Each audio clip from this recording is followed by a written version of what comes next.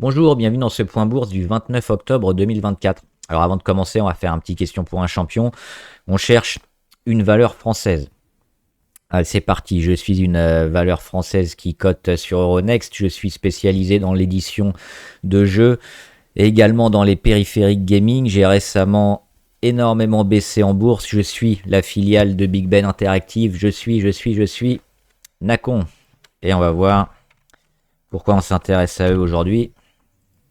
Parce qu'ils ont donné notamment leurs résultats qui étaient supérieurs aux attentes, hein, près de 38% meilleurs qu'espéré. Mais surtout, on le voit, une catastrophe depuis février 2021, où on cotait à près de 8 euros. On a enchaîné, hein, c'était l'après-Covid. On sait que le secteur du jeu vidéo a bien profité du confinement. Après, ça a été plus compliqué et surtout, Nacon, ils ont eu pas mal de déconvenus avec leurs jeux. Souvent des jeux pas finis, fait un peu sortis à la va-vite. Et on le voit, ça a fait que descendre. Malgré les petites tentatives de rebond, c'était encore catastrophique. Et puis dernièrement, on a eu quoi? On a eu un jeu qui s'est bien comporté, notamment. C'était Robocop, qui avait un peu reboosté le titre. Mais le dernier test drive a été assez moyen. Qu'est-ce qu'on peut jouer peut-être sur Nacon? Plusieurs choses. On a encore la sortie des jeux prochainement, il y en a dont un Terminator qui a été fait par l'équipe de développement de Nacon. Ils n'ont pas énormément de jeux, je crois qu'ils ont développé, parce que c'est plutôt un éditeur, Nacon. Donc c'est eux qui publient, mais là ils ont une équipe de développement à Milan notamment qui s'est concentrée sur le jeu. Donc ça devrait sortir à la fin de l'année ou au mois de novembre. Ça pourrait peut-être être une bonne surprise, on verra. Sinon, on le voit, hein, c'est pas le genre d'action qu'on achète d'habitude, surtout en dessous d'un euro. On sait que c'est extrêmement risqué. Il y a également un aspect intéressant sur Nacon, c'est qu'ils ont un catalogue, un catalogue de jeux déjà existants qui leur apporte des revenus qui est plutôt correct. Et avec la chute du prix, hein, énorme, on pourrait avoir une dimension spéculative, c'est-à-dire que Big Ben Interactive pourrait décider, hein, finalement de se séparer de Nacon. Et il pourrait aussi y avoir une OPA d'un autre éditeur pour récupérer à la fois Nacon et surtout le catalogue de jeux et d'édition pour à l'avenir, hein, faire du chiffre. Donc retrouver une valeur ici sur les 50 ou 60 centimes. Euh, on l'a vu, hein, hier, c'était avant les résultats, on a pris un peu peur. Aujourd'hui, c'est largement acheté, on a fait plus 16%, on finit à plus 7%. Chandelier rouge quand même, mais un petit gap existant. C'est dommage qu'on n'ait pas fini en vert, hein, autour des plus 10. Mais il y a cette dimension spéculative et peut-être un petit rebond court terme à aller chercher.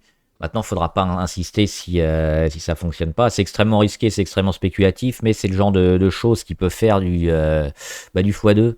On est à 0,6, on a la moyenne à 1,2, on a la dimension spéculative, on a le rebond, on a les sorties des jeux. Maintenant, ça fait pas du x2 à chaque fois, hein, les actions comme ça. Mais on a ici un cocktail qui pourrait être intéressant. Donc pour les plus aventureux d'entre vous, qui aiment bien les paris risqués, alors comme d'habitude on met pas une énorme ligne, hein, ça peut être peut-être quelque chose d'intéressant à jouer ces prochains jours. Allez, avant de commencer, comme d'habitude, je rappelle que les informations et analyses données sur cette chaîne sont données à titre indicatif et ne peuvent pas être considérées comme un conseil en investissement. L'investissement en bourse est risqué et vous êtes responsable de tous les investissements que vous faites. On a eu quelques chiffres aujourd'hui, notamment sur les États-Unis, en Allemagne aussi. Confiance consommateur, hein, confiance consommateur en Allemagne qui est revenu négatif, mais un peu moins pire que prévu. Par contre, à moins 18. Par contre, aux États-Unis, on a un peu tout cassé, hein. On les attendait à 98, on finit à 108. Donc, on voit que la confiance aux États-Unis est toujours là. Par contre, petit bémol, le rapport Jolts, hein, notamment sur les offres d'emploi, est ressorti assez moyen parce qu'on avait environ 8 millions 40 000 nouvelles offres d'emploi le mois dernier. Ça, c'était le chiffre qui n'est pas révisé. On en attendait 7 920 000, donc 8, 7,9. et on a eu 7,443 millions de nouvelles offres d'emploi. Donc on voit que l'économie ralentit quand même et les débouchés vont commencer à peut-être à être compliqués. C'est loin d'être catastrophique, mais c'est peut-être un point à noter quand même, hein. On s'en doutait avec la baisse des taux évidemment, parce qu'on a un gros ralentissement sur tous les blocs européens et américains. Ce sera quand même un chiffre à surveiller et on surveillera surtout en fin de semaine, hein, les chiffres sur le salaire. Le salaire horaire moyen, c'est ça qui fera la différence, je pense. Le CAC 40 qui perd 0,6, mais qui fait rien depuis longtemps. Depuis pas mal de semaines, avant la période des résultats. Sur le CAC 40, on est en attente, clairement. Alors, il y a des résultats qui sont bien achetés, il y en a d'autres qui sont bien vendus. Au final, ça s'équilibre. Ce qu'on attend peut-être maintenant, c'est une rotation sectorielle avec peut-être les secteurs qui ont été vendus qui finiront par être achetés, ceux qui ont déjà performé qui continuent, et c'est ça qui nous amènera un CAC vers le haut. Mais pour l'instant, il n'y a pas de secteur joué, il n'y a pas de tendance, il y a juste des résultats surjoués ou survendus, surachetés, survendus selon les résultats. Et le CAC en lui-même fait du surplace. Le stock picking plus que jamais intéressant évidemment. Mais on va rentrer bientôt dans la fin de l'année, hein. Dans quelques jours on est au mois de novembre et généralement novembre-décembre, surtout décembre, c'est plutôt à la hausse. Donc et on a déjà des frétillements, on le voit, hein, sur quelques valeurs notamment. Avant de faire le top flop CAC 40, on va regarder le Bitcoin, hein. On l'avait dit notamment début septembre, j'avais fait une vidéo ici le 9 septembre avec le petit dessin. Je ne l'ai pas changé, hein, c'était le même que j'ai fait le 9. C'était le scénario qu'on avait, c'est-à-dire le Bitcoin a rebondi ici sur un support, sur un double support, hein, support fixe et support oblique, à savoir son canal baissier. Le but c'était quoi? C'était de revenir à la moyenne, de temporiser, d'accumuler, de repartir, d'attaquer le haut du canal, d'attaquer la résistance à 69 000 et de casser pour lancer le bull run. C'était le scénario qu'on avait fait et qui est en train de se matérialiser quasiment au point près, on le voit. Donc sur le Bitcoin, super favorable, évidemment. Et la plupart des altcoins, évidemment, hein, et puis des valeurs en relation avec le Bitcoin. Moi, je suis notamment sur Marathon Digital. Mais on voit, hein, on va le remettre en vert, c'est plutôt une bonne chose. Hop. Ici, on est tout près du plus haut historique sur le Bitcoin, hein, les 73 100. On est à 72 800 à 17h47 aujourd'hui, donc pas loin d'aller. Alors, c'est la dernière résistance, mais moi, ce que je vois, c'est ça, hein, c'est ce canal baissier qui était énormément travaillé depuis le mois de mars. Très long, une figure assez longue, mais bien marquée à chaque fois sur les hauts, sur les bas. Les moyennes mobiles qui sont bien travaillées également, et puis la cassure qui est en train de se faire ici, hein, depuis la mi-octobre, avec la confirmation. Et là, ces derniers jours, boum, on met des gros chandeliers. Pour moi, c'est parti. Alors, je les ai joués depuis un moment, hein, notamment sur d'autres valeurs, et puis depuis le mois de septembre, et puis avec quelques renforcements éventuellement depuis. Mais oui, alors est-ce que c'est toujours le moment de le jouer? Oui, forcément. Même si c'était plus intéressant en septembre-octobre. Mais pour moi, le Bitcoin va partir pour mettre des nouveaux plus hauts. Et enfin, alors je ne sais pas si on va atteindre les 100 000 ou plus avant la fin de l'année ou début 2025, mais il y aura probablement, oui, une belle séquence haussière sur l'arène des cryptos. On va regarder le CAC 40. Donc on a déjà parlé du CAC 40, on va regarder les grosses variations du CAC qui me semblent pertinentes parce que sur Téléperformance, je vois pas de grand chose pour le moment. Dassault Systèmes non plus. STM non plus. Orange non plus. Pour moi c'est plus des rebonds techniques qu'on a et des variations qui sont pas très intéressantes. Hermès, on va en reparler après. Plutôt regarder ce qui marche pas, mais là aussi, c'est pas très parlant finalement. Oui, il n'y aurait que Schneider à la rigueur avec une résistance qui était bien marquée une fois, deux fois, trois fois.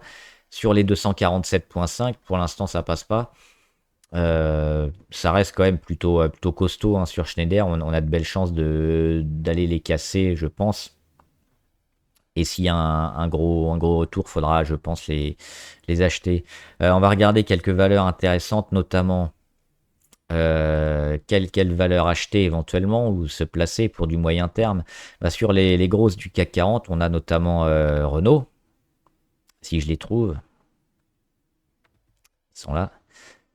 Renault, bah, on en a parlé notamment avec leur publication de résultats le 24 octobre, sortie de leur grosse consolidation qui dure depuis le mois de mai. Renault, on l'a dit, c'est un des seuls qui n'a pas mis de profit warning hein, sur ses résultats, sur sa visibilité. Ils gardent toujours le cap, alors que les autres ont eu beaucoup plus de mal. Alors, c'est loin d'être la panacée non plus, hein, les chiffres sur Renault. Il y a beaucoup de concurrence avec les Chinois. Moi, je préfère quand même jouer les véhicules chinois, qui me semblent un peu plus en avance et qui ont des coûts peut-être un peu moins importants que chez Renault. Il y a aussi le problème hein, des valeurs européennes sur la quantité d'électrique et de thermique qu'ils doivent vendre. Hein. Ils vont devoir vendre aussi de plus en plus d'hybrides ou électriques par rapport au thermique. Sinon, il y a des amendes. Parce qu'il n'y a pas forcément les constructeurs chinois qui sont plus ou moins subventionnés aussi, donc ça aide.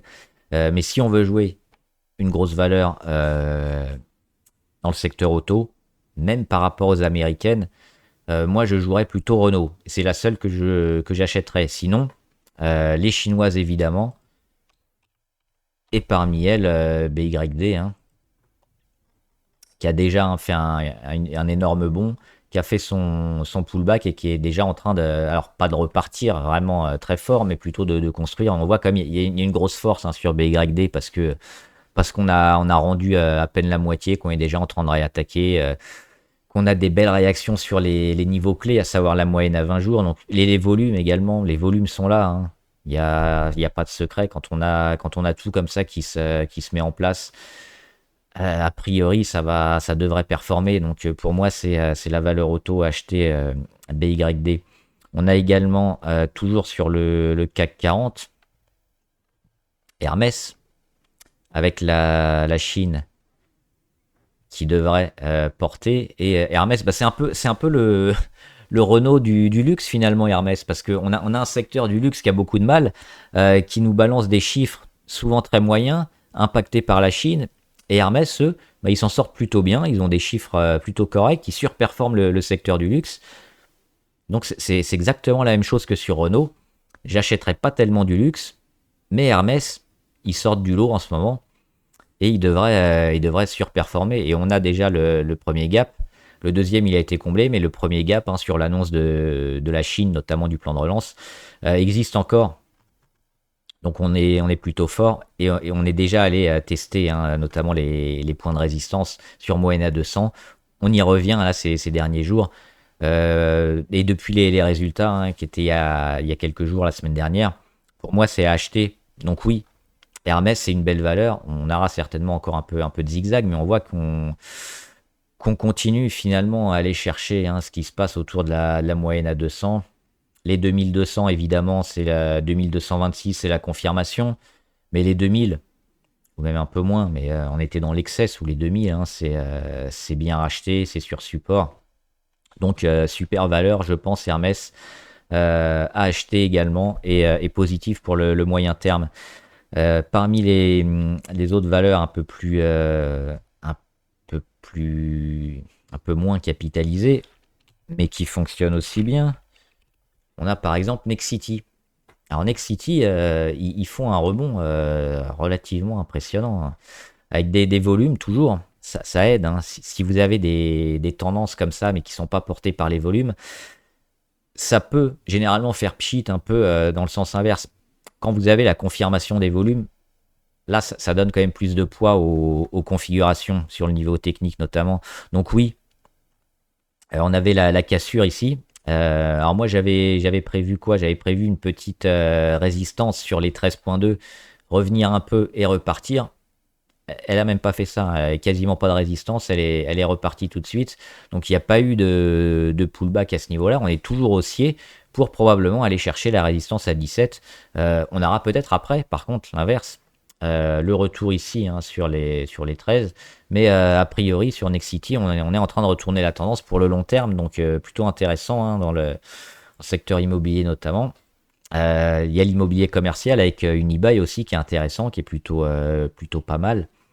Mais oui, Nexity, la chute est finie, les volumes sont là, le retournement à terme, il a des chances de se produire. On sait que sur l'immobilier, ça va un peu mieux, on a probablement passé le pire derrière nous. Donc rentrer maintenant, oui, dans quelques semaines, peut-être sur repli, sur consolidation, probablement oui aussi.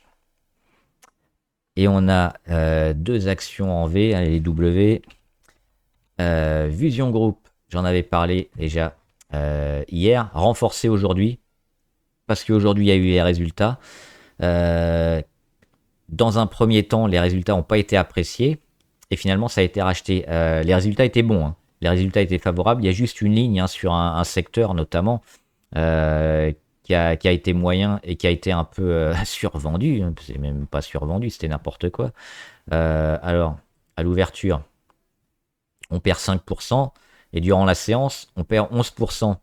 Et puis après, après c'est racheté, et on finit finalement à -3, mais pour moi, ça s'achète. J'en ai profité pour renforcer. Je suis toujours sur Vision Group. Le carnet de commandes, il est plein. Le quatrième trimestre, il va être exceptionnel. Même si on attend encore les attaques de Muddy Waters, faudra racheter parce que Vision Group, pour moi, c'est tellement sous-valorisé que tous les replis doivent s'acheter, évidemment. Alors, on n'est jamais à l'abri d'une catastrophe, ça peut toujours arriver, mais le développement de Vision Group actuellement, il est énorme.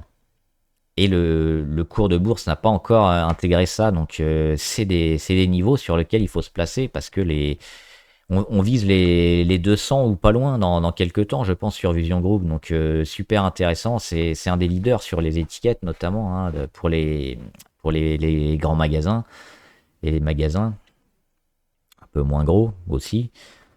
Donc, ça s'achète. Voilà.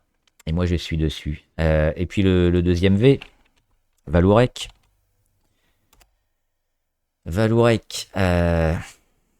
Alors Valourec, il y a toujours beaucoup de ventes à découvert. On est à 8 et quelques. On est monté à plus de 9%. Et puis depuis quelques semaines, quelques mois, autour des 9,93 je crois, on baisse et on est autour des 8,3% de ventes à découvert, ce qui reste quand même assez énorme. Et depuis ça, qu'est-ce qui se passe? Il se passe qu'on a des plus bas sur support, même de plus en plus haut, qu'on a une résistance ici autour des 14,5. Les 14,5, c'est quoi? C'est la résistance de Valourec, notamment, qui date de février 2021. Donc c'est vraiment celle-là qui nous intéresse. On la voit, elle est ici, c'est celle-là. On a refait un échec, Là, on est dessus. Mais il y a encore beaucoup de ventes à découvert. On a aussi la possible OPA. Alors, ça n'a pas été démenti, mais ça a été démenti dans l'immédiat par ArcelorMittal, parce que ArcelorMittal a déjà mis des billes dans Valourec et pourrait éventuellement la racheter. Donc, il y a avoir une OPA et donc une prime sur le cours. C'est intéressant, Valourec, mais moi, ce qui m'embête un peu, c'est qu'on a deux choses. La vente à découvert qui est encore trop importante et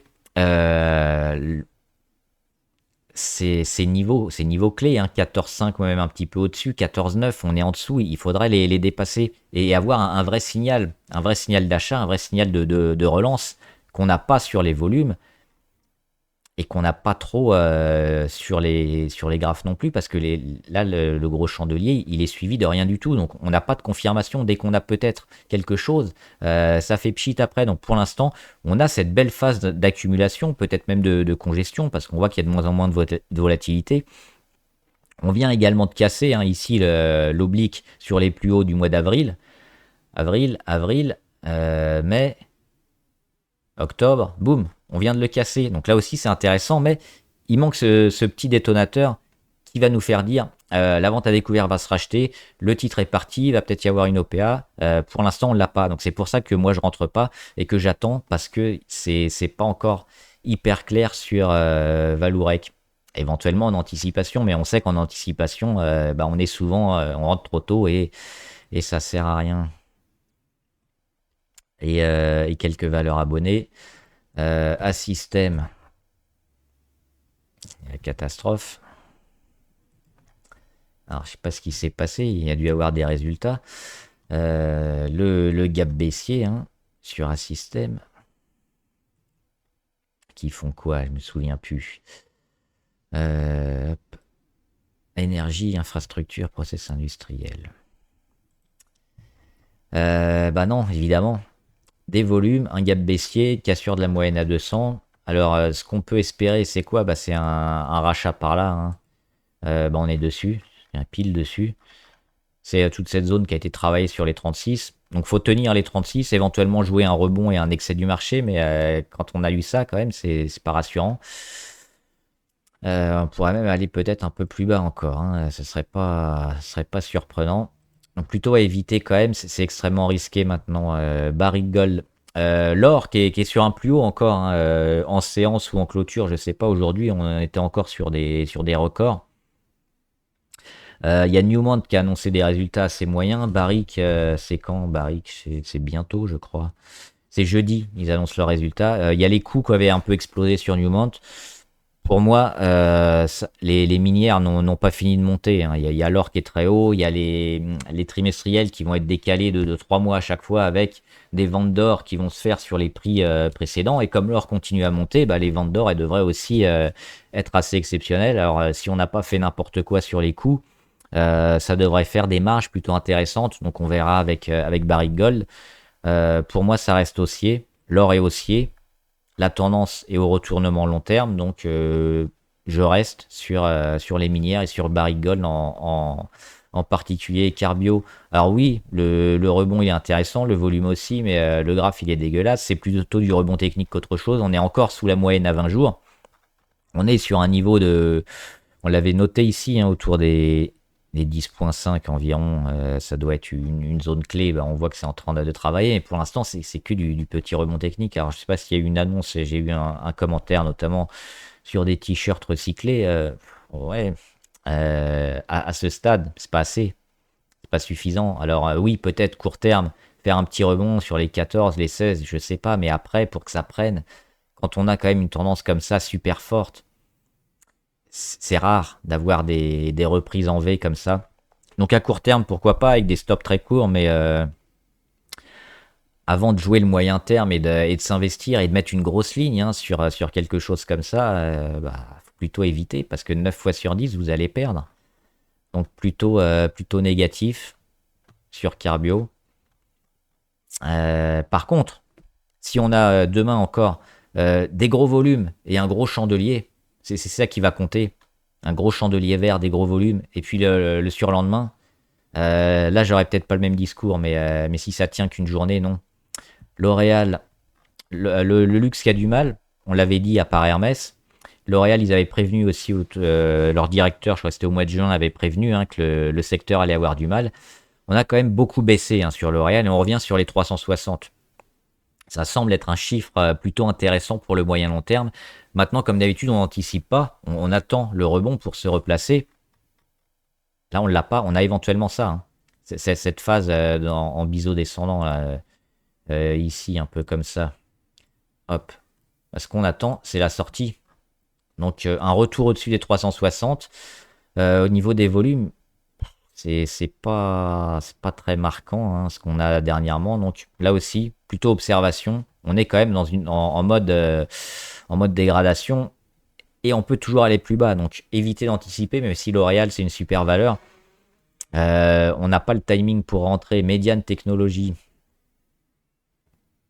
Plutôt pas mal ce que fait Médiane, parce que on a eu cette grosse explosion, donc le breakout, on a eu le pullback. Le phénomène d'accumulation, là, on n'est pas loin de sortir de cette conso court terme. On est sur toutes les moyennes. On tient les supports à 3,87. pour moi, la suite, c'est ça, hein, c'est ce que j'avais dessiné il y a quelques jours déjà. A priori, si on tient ouais, les 3,5 ou au-dessus, on va plutôt vers le haut sur Median Technologies. Ça me fait penser que j'en ai oublié une que je suivais. Hafner Energy, hein, on va la remettre. Hop. On le voit, c'est une petite conso intéressante. Et là aussi, on avait des gros booms, des consos. Et on le voit sur le niveau des indicateurs, on revient là, alors potentiellement à la moitié, potentiellement à la fin, on verra. Mais il y aura peut-être aussi un large rebond à aller chercher. Si on revient là sur les 0,8 ou avant, peut-être pour aller jouer ça, hein, les 2,2. Donc le pourcentage, il est énorme. Hein, 134%, on fera plus du double. Donc oui, c'est à surveiller. Surveiller les volumes, surveiller les changements de tendance. Ça peut s'acheter aussi. Newmont, on a parlé, hein, c'est les coûts qui avaient un peu explosé et qui avaient flingué un peu les marges malgré l'or record sur Newmont. Alors dommage pour ceux qui étaient un peu hauts, qui n'avaient pas vendu. Maintenant, la tendance, je pense qu'elle reste, elle reste plutôt haussière. Alors là, on a bien dégradé, mais on a perdu quasiment tout ce qu'on devait perdre. Hein, 15-16%, ça ne devrait pas trop descendre, je pense. Newmont, hein, c'est assez solide. L'or est haussier, donc moi je ne vendrai pas. Malheureusement, le coup de semonce, là, il s'est déjà produit. Ça ne vaut pas le coup de vendre maintenant. Opéra qui est parti. Hein, alors moi, j'étais parti depuis un moment.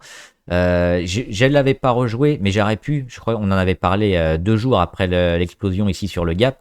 Là aussi, j'avais fait le petit dessin. Qu'est-ce qu'allait faire la valeur? Bah, c'est un retour ici autour des 14 plus ou moins.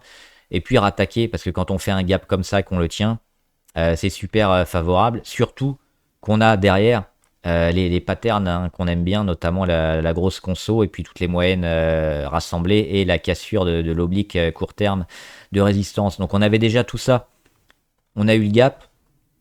C'était parfait. Donc 14, hein, des zones parfaites pour rentrer. Et puis derrière, bah, on a cette explosion et surtout la cassure hein, des 17-28 notamment sur Opéra, donc intéressant. Et puis des volumes hein, qui reviennent, alors sans être exceptionnels, quelques volumes intéressants. Donc oui, sur Opéra, favorable. On a peut-être un support à rejouer sur les 17-28 dans quelques temps, mais l'objectif peut-être d'aller chercher les plus hauts hein, sur Opéra. 8 passes. C'est quoi 8 passes? Secteur et technologies d'automatisation robotisée des processus. Bah, c'est assez moche techniquement, hein, c'est assez horrible. Hop, on a le travail ici, la moyenne à 200, la cassure, le gap baissier. Derrière, qu'est-ce qu'on fait? Le support, il date du mois d'août. Mais derrière, ouais, il n'y a pas grand-chose. Hein, ouais. C'est un peu tôt. Alors, on a éventuellement ça, mais c'est pas forcément le plus pertinent parce qu'on a eu le gap qui vient un peu flinguer toute la séquence. Donc, cette cassure ici, pour moi, elle est pas vraiment pertinente. Donc, il n'y a pas d'oblique existante.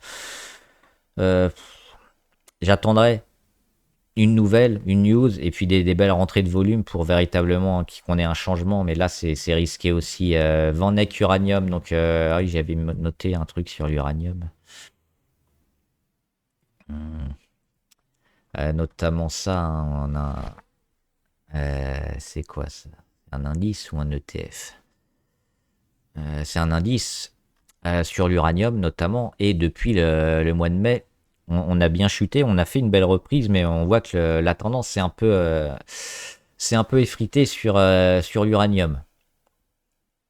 Maintenant, on n'est pas baissier, hein, parce on est repassé très vite au-dessus, mais on est plutôt dans la construction, et puis on est pas mal aussi dans les énergies vertes. Donc, alors l'uranium, on a forcément besoin parce que c'est sans commune mesure en termes de rendement par rapport aux autres énergies, mais on a eu cette grosse progression, plus du double hein, en un an environ.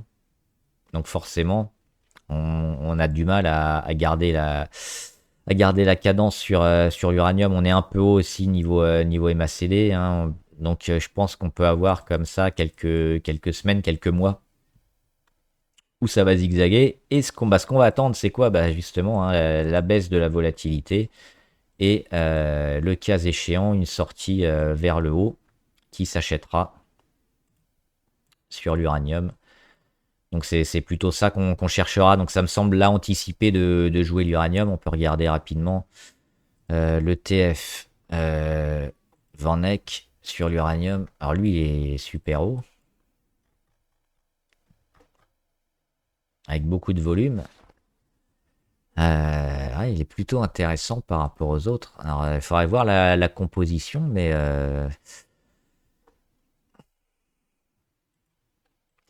moi je le trouve peut-être un peu haut et il y aura peut-être de la conso, hein, sur uranium.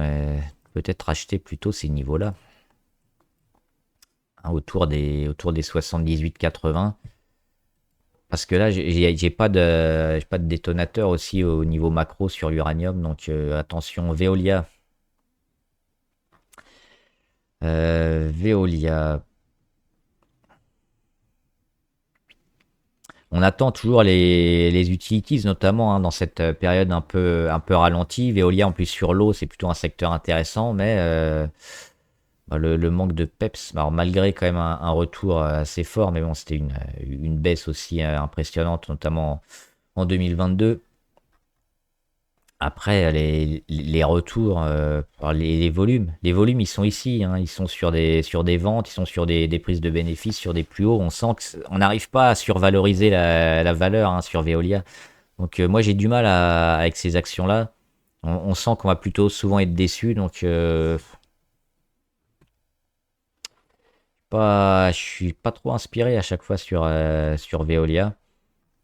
Maintenant, ça reste aussi. Ce qu'on peut peut-être voir, c'est ça. C'est si on continue comme ça, avoir ça, hein. Non, pas ça. Avoir une petite phase de congestion et puis baisse de volatilité et puis toujours un retour par là. Et puis si on casse à nouveau le plus haut, peut-être que ce sera positif. Donc deux zones d'achat, hein, notamment les plus bas ici, autour actuellement des 27,7. Dans quelques mois, à la fin de l'année, hein, autour des 28. En avril 2025, autour des 29. Sinon, la cassure des 31,5. Et Vulcan Energy. Alors oui, il y a eu un beau retour, hein, notamment ici, avec la confirmation, hein, de la cassure de l'oblique. Le rebond technique qui a échoué sur le niveau clé, notamment des 3,39. Donc c'est ça qu'on peut jouer. Là aussi, c'est une phase de congestion ici qui peut se jouer. Ah, pas ça, qui peut se jouer ici. Donc toute cette zone-là, décidément, hop. Ce qu'on peut faire ici, c'est observer, acheter éventuellement le bas ici en blanc, et puis le jour où on vient casser, acheter la cassure des 3,40 en gros. Voilà, j'espère que la vidéo vous a aidé. N'hésitez pas à me dire ce que vous en pensez, les valeurs que vous voulez qu'on analyse. Mettez-les en commentaire. Et les questions, si vous en avez, hein, sur la bourse en général, j'y répondrai. Bon trade, à plus!